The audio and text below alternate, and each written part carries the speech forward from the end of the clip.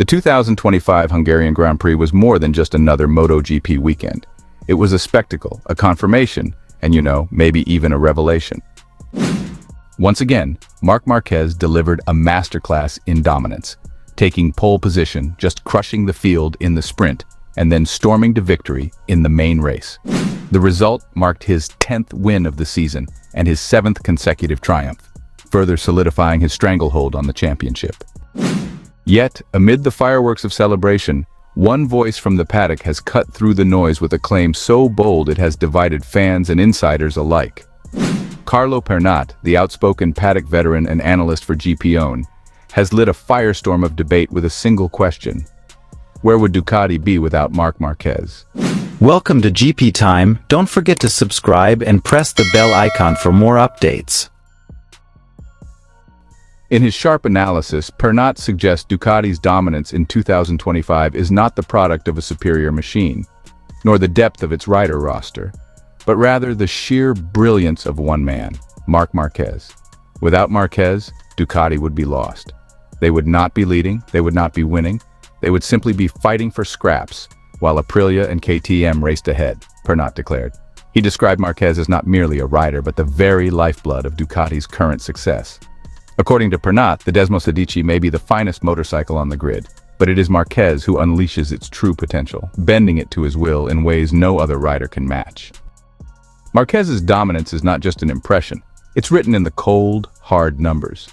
After Hungary, he sits atop the standings with 455 points, a mountain no one seems capable of climbing. If Marquez is the beacon of Ducati's future, Bagnaia is the cautionary tale of its present. His Hungarian nightmare finishing 9th, grappling with braking issues and visibly frustrated, was yet another chapter in a season marred by inconsistency. Pernat did not hold back. Pecco is in a negative spiral. He gestures in frustration, but the solution eludes him. He has lost confidence, and it shows. This Ducati is a jewel, and yet he cannot unlock it. In a brutal comparison, Pernat likened Bagnaia's current struggles to Marquez's disastrous 2023 season with Honda at Sachsenring. But, he adds, there is a key difference. Marquez then had the excuse of a failing bike. Bagnaia has no such excuse. The Ducati works, it is Marquez who proves it. Bagnaia simply isn't exploiting its power. Pernat's commentary has opened an uncomfortable debate. Ducati, for all its glory and engineering excellence, is now portrayed as a giant with feet of clay, its towering success resting almost entirely on the shoulders of one man. Look around, Pernat insists. Di Giannantonio, Bastianini, even Bezzecchi on Aprilia, they are solid but not dominant.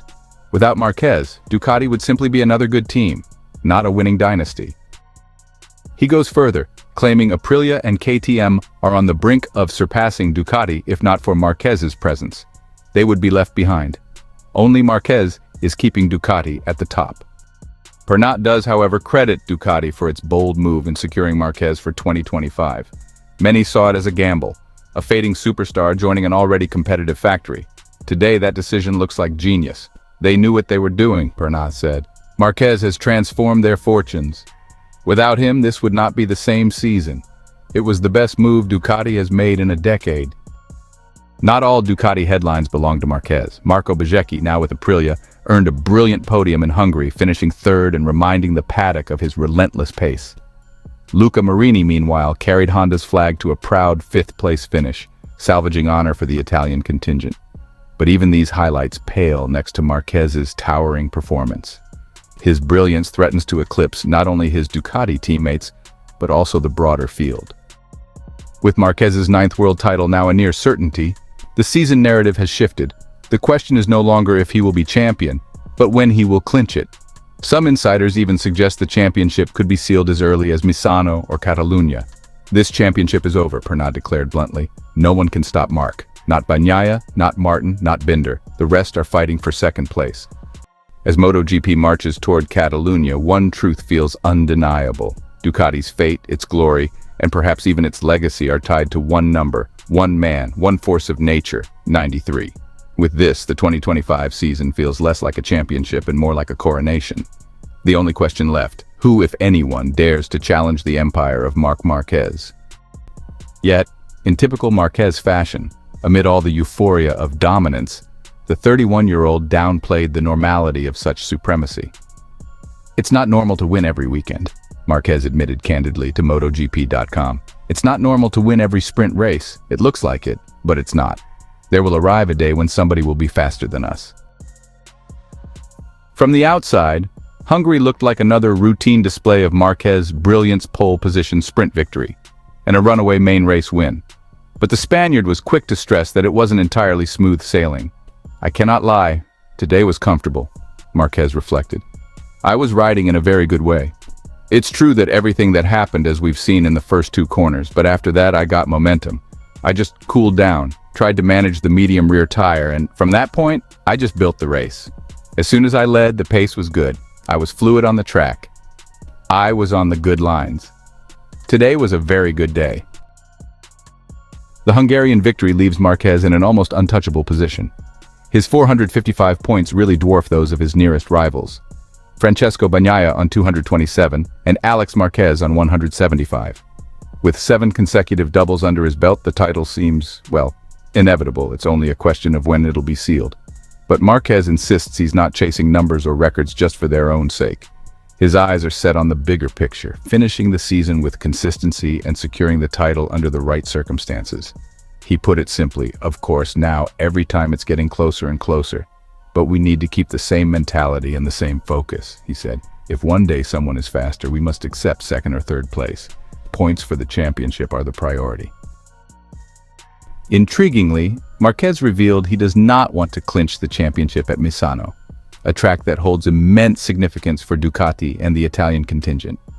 His reasoning is deeply personal and, tied to family loyalty. I wish the first opportunity I have to win the championship is in Japan or Mandalika, Marquez explained, because if I have it in Misano, it means my brother Alex had a disaster weekend in Catalunya. I want the best for him. This statement really highlights a rarely seen side of Marquez, the protective older brother. Despite being fierce rivals on track, family comes first, and he openly prioritizes Alex's success over a quicker coronation. Meanwhile, Bagnaia salvaged third place despite the early clash, while Luca Marini delivered Honda's best result in fifth, offering glimpses of hope for non-Ducati machinery. Still, none of them looked remotely capable of matching Marquez's relentless rhythm. Aprilia's Alex Espargaro summed up the paddock mood. Right now, Marc is on another level. The rest of us are fighting among ourselves for the podium. He is untouchable. Marc Marquez's Hungarian masterclass was another reminder of why he is widely regarded as one of the greatest riders in MotoGP history. He insists it's not normal to win every weekend, but in 2025, the extraordinary has become his routine.